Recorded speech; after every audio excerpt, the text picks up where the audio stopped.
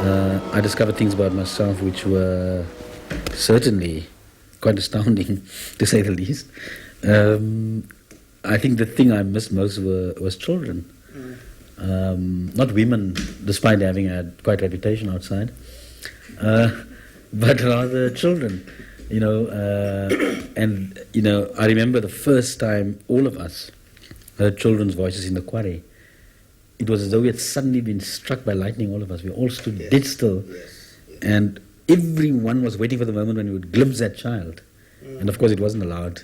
The warders quickly went and made sure that we didn't actually see the kids.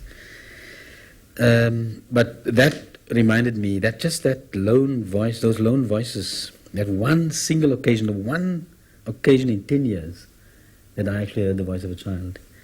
I remember that because it was really an astounding thing.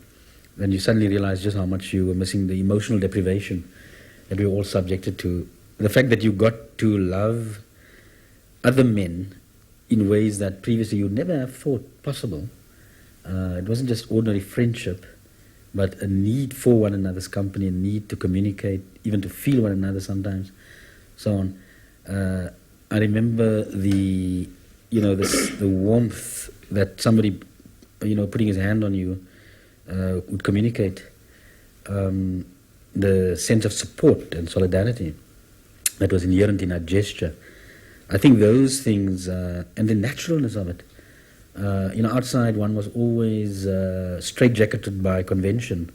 Men didn't do those things, men didn't touch one another and so on. But I think in prison you learned that no, it's very natural for human beings to do that because they need to communicate in that sort of way, and not just verbally and so on.